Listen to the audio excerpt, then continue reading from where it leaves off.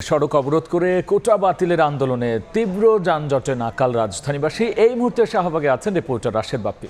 আমরা সরাসরি যাচ্ছি তার কাছে।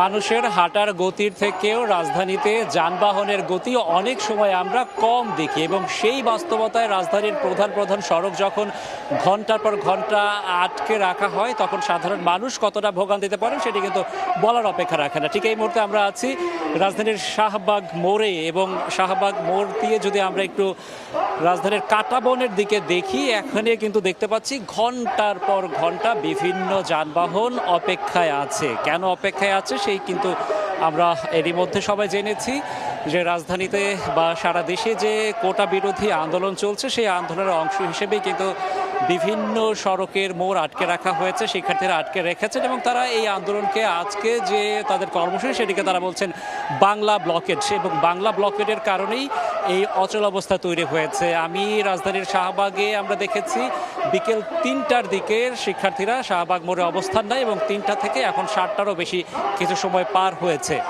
প্রায় ৪ ঘন্টারও বেশি সময় ধরে এই সড়কের যানবাহনগুলো কিন্তু এভাবে অচল অবস্থায় পড়ে আছে, এবং তীব্র ভোগান্তির মধ্যে পড়েছেন সাধারণ মানুষ।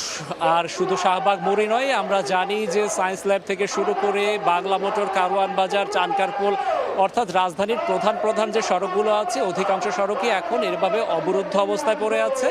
আর এ কারণে রাজধানী এক প্রকার অচল হয়ে গিয়েছে, সেটি কিন্তু বলার অপেক্ষা রাখে না। আর শুধু রাজধানী নয়, সারা দেশ জুড়ে কিন্তু শিক্ষার্থীরা আন্দোলনের ডাক দিয়েছে বাংলা ব্লকেড।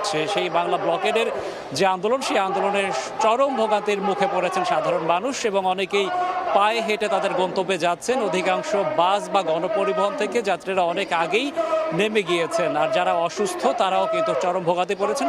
তবে সাধারণ শিক্ষার্থীরা কিন্তু বলছেন তাদের এই আন্দোলনে জরুরি পরিবহন যেগুলো রয়েছে, অ্যাম্বুলেন্স, সেই অ্যাম্বুলেন্সগুলোকে ছেড়ে দেওয়া হচ্ছে, কিন্তু সেই অ্যাম্বুলেন্সের বাইরেও যারা সাধারণ মানুষ আছেন তারা কিন্তু ভোগান্তির মধ্যে পড়ছেন। এবং যদি শাহবাগ মোড়ের দিকে তাকাই, সেখানেও দেখতে পাচ্ছি অন্ধকার হয়ে এসেছে। গত কয়েকদিনের আন্দোলনে কিন্তু আমরা দেখেছি বিকেল 5টা বা 5:30টার দিকে শিক্ষার্থীরা তাদের সড়ক ছেড়ে দিয়েছে, কিন্তু আজকে কিন্তু এখন পর্যন্ত যেহেতু সড়ক তারা ছাড়েননি, সুতরাং ভোগান্তি এখনও মানুষের চরমে।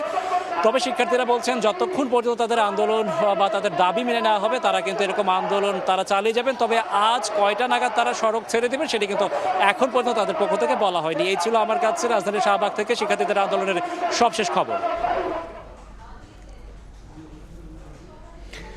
কোটা বাতিলের আন্দোলনের তীব্র যানজটে নাকাল রাজধানীবাসী। আর এই ঘটনার সবশেষ নিয়ে আমরা সরাসরি ছিলাম রাজধানীর শাহবাগে। যুক্ত হয়েছিলেন সহকর্মী রাশেদ বাপ্পি।